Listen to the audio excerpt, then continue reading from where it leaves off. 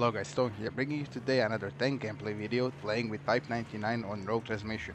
As the first few minutes of this clip kinda got corrupted in Shadowplay, so I couldn't like cut them and see them at all in my editing program, so I had to go with a few minutes already inside the clip. But you will manage to see the one that I got as I got C4 motion right at the start of the round. And that's my problem with C4 is that you dust so fucking much on those squad bikes. Like the hitbox is really small, like too small. It's smaller than an infantry guy's hitbox, so that's kind of retarded. As I get a shot from the back, which I didn't expect because I thought that Echo is neutral, but like 3 guys suddenly squad bomb me. And now if you will check the left of my screen in a second, you will see a C4 quad bike coming from the left side. And I spotted him, I realized that he's there. As you see, I'm aware of it. I shoot a shell, and I'm not sure if I missed or I dusted on it. I think it dusted on the back of the quad bike. And he takes me down before I even had a chance to activate any sort of maneuvers or anything. And that's because the splash radius on the C4 is ridiculous, for vehicles at least. Like, there is no difference in damage whether you place the C4 package on the actual tank or you place it 2 meters next to him. It will always deal 50 hit plus mobility hit, regardless of, as I said, whether the C4 package is on the main battle tank or is it on the floor 5 meters in front of the tank. And that's kind of bad damage scaling if you think about it. If you take, for example, a bolt-action sniper rifle, which does more damage on close combat, but it does less damage on range, like, it's okay damage scaling. Like, a C4 should have that effect for vehicles. Like, if it's placed on the vehicle, then it will do more damage and, of course, kill it with 2 packages. But a C4 package on splash damage should do maybe like 30 or 35 damage to the tank, not 50 and a mobility hit. That's bad damage scaling. I have nothing against C4. I'm just saying that it's kind of bad damage scaling, since everything else in this game has a damage scaling and a damage drop off. As I managed to glitch shot this tank, and this is exactly what happens sometimes to you guys. And some of you have been asking me, why do I get one-shotted from the front with the tank? Is the enemy tank a cheater? No, he's not. The thing you guys are doing wrong is that you're sprinting with the tank towards another tank, and then what happens naturally with the game being kind of buggy and shit is that if you're sprinting, if I shoot you in the front while you're sprinting with another tank towards me, is that the tank shall be registered as a back hit for whatever fucking reason there is, but it will. So if you're fighting a tank, try to stand still and just maneuver sideways. And I'm not talking about 90 degrees sideways, so you don't get ability hit from the side, but like 45 or 60 degree angle, so you still get minimal damage. Try to do that. Don't sprint towards vehicles. Don't even sprint towards infantry that's using straw on you from a distance, because they will also be able to do that. So I just wanted to remind you of that. Anyway, the gameplay is a 94-1 round in this I think the round was about 22 minutes long. So I was playing nice and I had a lot of fun. And there was a lot of people that were trying to take me down with the C4 quad. Obviously that first guy managed to do so, but the others weren't so lucky, as I got lucky that my tank shells didn't dust on the fucking things the next 50 tries they had with the C4 bikes to take me down. And this is a good spot, the spot I'm on right now. This little dirt road around Charlie is a good spot to maneuver versus RPGs, versus tanks and such. It's always great to have good maneuver space for maneuvering your targets and maneuvering your threats, and always to have a good back plan to fall back to cover. And you will all see that on Friday when I'm uploading a Rogue Transmission tank guide for positioning and all the goody stuff you guys love from my tank guides. It will all be there on Friday. So I'm approaching Delta over here, as I managed to spot 2 guys over here that are trying to come down the hill attacking Echo. And the best thing you can do when you see people attacking that, you just try to intercept them. Don't let them come to Echo flag or whatever flag they're trying to get to. If you can be in the middle of them and that flag, then always come and intercept them if you can. As I see, like like 2 guys spawned on the hillside, and like a guy with a quad bike managed to roadkill like 2 of them, and that was quite amazing. And as I'm approaching Delta over here, and the first thing I notice is that I have a friendly LAV here, and there's another tank over there, a friendly tank. And then the best thing you can do, guys, is just let them be your decoy, so to say. If some of them goes down, or if they start to take pressure from RPGs, and enemy infantry, then at least you will see on the minimap when the infantry is spotted and stuff. As this guy again tried with the quad bike. This time he was spotted, and I didn't even want to shoot a tank shell at him. I just decided to kill him with the HMG. And I'm taking damage over here from the left side of the hill, is why I'm moving towards Charlie, because first I see they took Charlie, and the reason I'm going instantly to Charlie is because if the enemy team has the commander, you will get that fucking AC-130 gunship in the air, and if that thing is hellbent to kill you, it will kill you no matter what. There is no defense you can have against it other than having a jet pilot or somebody really good with the sorcery, so he can just shoot the thing down. And that's it. That's why I always go for Charlie if I can. But my problem over here is that there is a lot of infantry around, and there is also a hostile tank behind the barricade over there.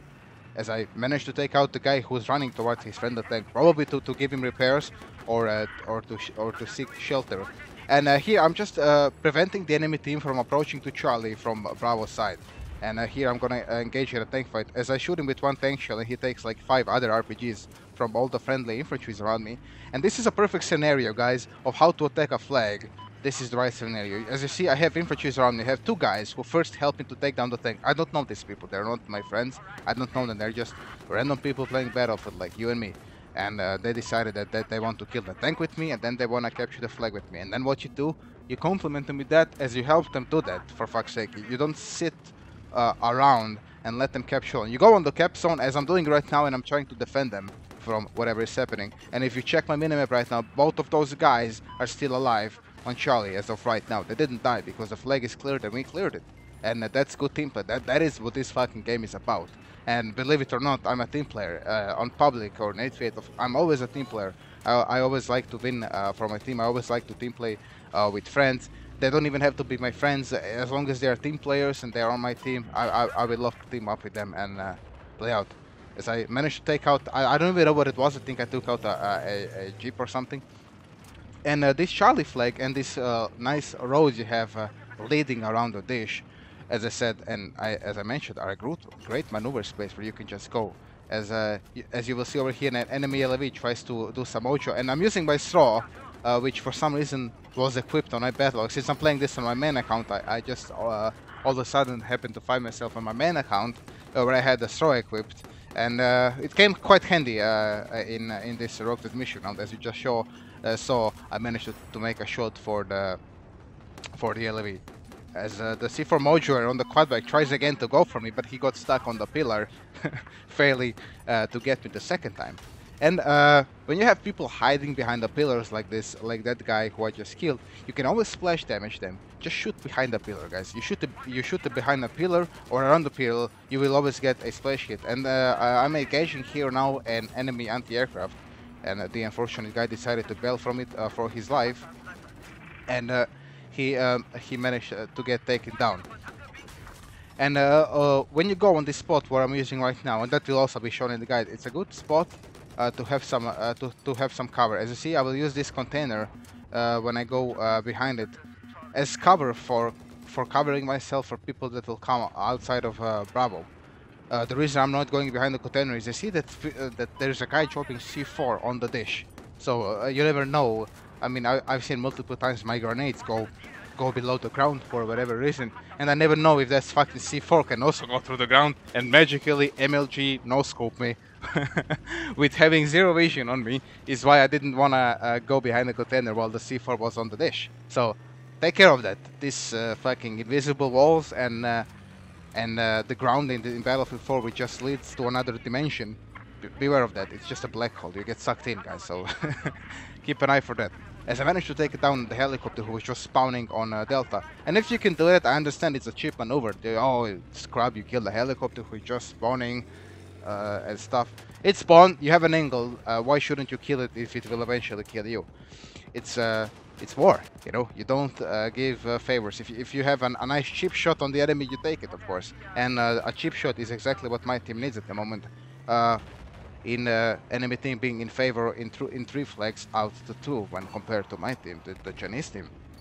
And I'm approaching Delta over here, and the reason why I activated my active protection over here is so I wouldn't get shot in the back by a guy who I heard is launching an S-throw into me.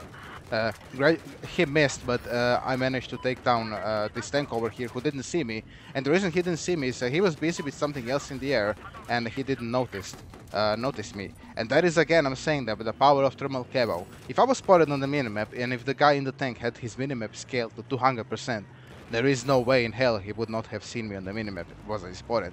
But with thermal camo offering me that what it offers me, that wasn't the fucking case, and he didn't see me, so I didn't take unnecessary damage I would have taken from him.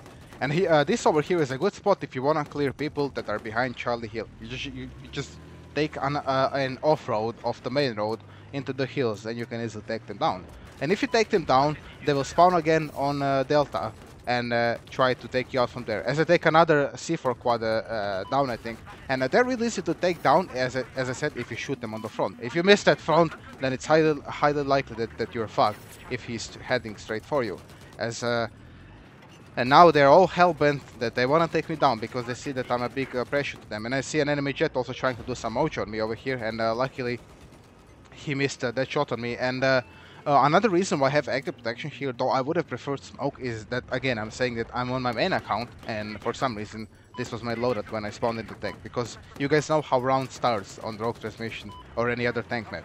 You have 32 players on the team, everybody's gonna spam spacebar to spawn into the tank, and you literally have no time to check your loadout in PC, you know, to check your loadout if you have the right stuff. No, you spawn what you have, and fuck you, and if you die, then they will take your tank.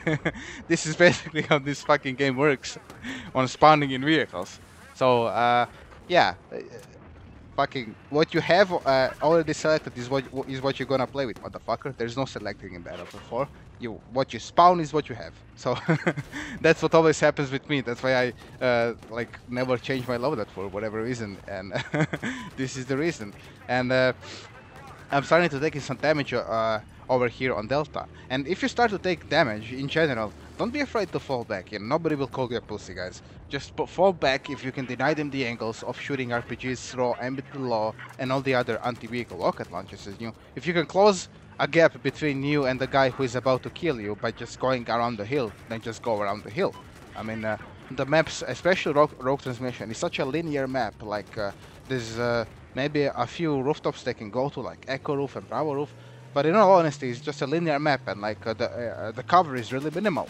So the stuff that you find, like going around the hill or using some container and stuff like that, use it, guys, because there really isn't a lot of cover you can use here. There ain't much cover, like for example on Zavod or on Siege, where at least you have big buildings you can drive around and dodge hits. So over here you have hilltops and containers and similar stuff like that.